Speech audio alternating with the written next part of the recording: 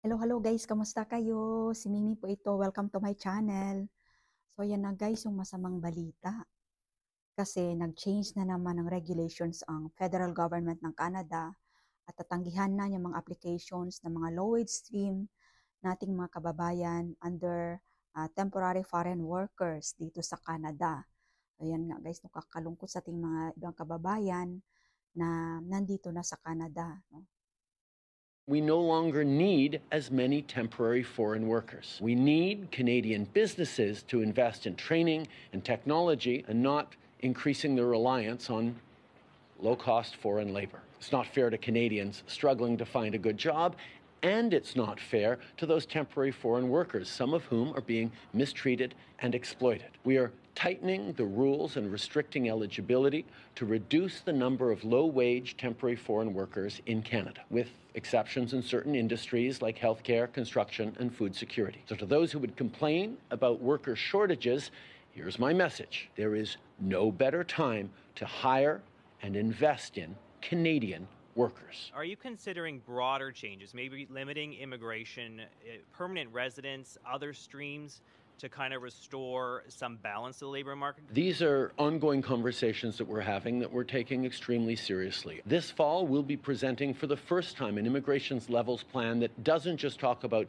permanent residents, but also talks about temporary residents, whether it's foreign workers or others. Over the next 90 days, we'll be looking at the higher wage streams of temporary workers, and we'll be looking at unemployment rates and opportunities to make further adjustments over the course of this fall as we come forward with comprehensive level plans that'll respond to the reality that Canada is facing now and in years and decades to come.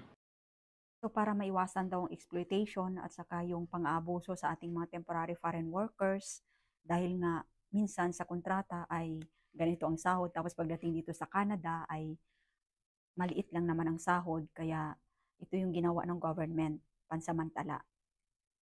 So ibig sabihin nito guys, gusto ng government ng Canada na i-prioritize muna yung mga nandito na, yung mga locals, yung mga residents, yung mga Canadians, yung mga permanent residents na nandito na sa Canada kasi naagawan daw sila ng pwesto sa workforce o sa kanilang trabaho.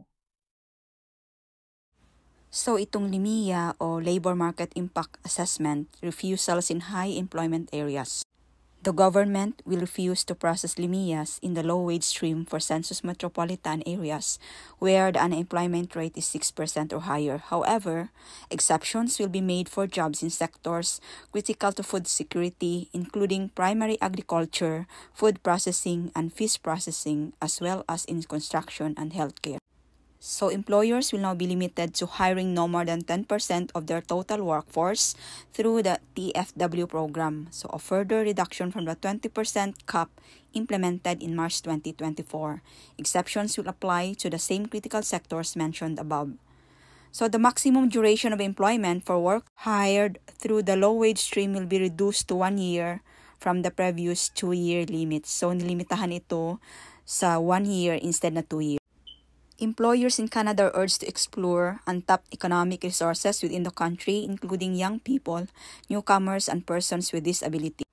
So these changes are part of a broader effort by the Canadian government to roll back pandemic-era measures that were initially implemented to address an extraordinary labor shortage. So as Canada's labor market has loosened, with the unemployment rate rising to 6.4% in June 2024, the government began reducing the validity period of LIMIAs from 18 months to 6 months and lowering the cap on the percentage of temporary foreign workers from 30% to 20%.